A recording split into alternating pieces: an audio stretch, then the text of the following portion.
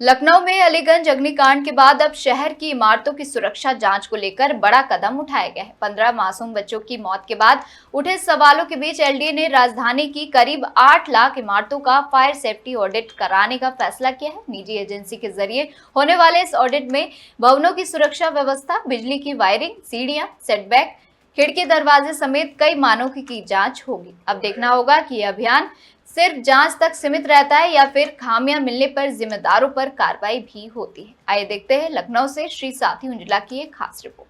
दिल्ली में भीषण अग्नि के कांड के बाद लखनऊ में फायर सेफ्टी को लेकर बड़े बड़े दावे किए गए थे। होटलों की जांच शुरू की गई थी, विभागों की संयुक्त टीम मैदानों में उतरी थी और सुरक्षा मानकों के समीक्षा की बात कही गई थी। लेकिन तमाम कवायदों के बीच अलीगंज में एक ऐसा दर्दनाक अग्निकांड हुआ जिसमें पूरे शहर को झकझोर कर रख दिया।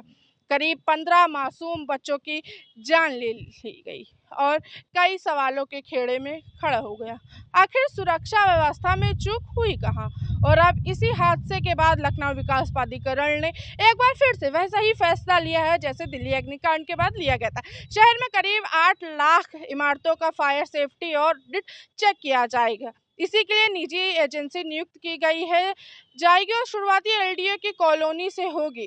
ऑडिट सिर्फ औपचारिक तक सीमित नहीं रहेगी। हर इमारत की बिजली, वायरिंग, स्टेट बैक सीढ़ियाँ, खिड़की, दरवाजे और फायर सेफ्टी उपकरणों की जांच होगी। साथ ही यह भी देखा जाएगा कि इमारत तक दमकल गाड़ी आसानी से पहुंच सकती है या नहीं, गली कितनी चौड़ी है, आसपास पानी की उपलब्ध कैसे कराई जा सकती है, बिजली का लोड कितना और नज़दीकी दमकल स्टेशन कितनी दूर है, जहां से आधार पर हर भवन की सुरक्षा रेटिंग और मॉनिटरिंग की जाएगी। ऑडिट रिपोर्ट अग्नि मिशन विभाग को भी सौंपी जाएगी ताकि जरूरत पड़े तो आगे की कार्रवाई भी की जा सके। लेकिन सबसे बड़ा सवाल ये है क्या यह ऑडिट सिर्फ कागजात तक सीमित रहेगा या फिर जिन इमारतों की गंभीर खामियां निकल कर आएगी उन पर सख्त कार्रवाई होगी?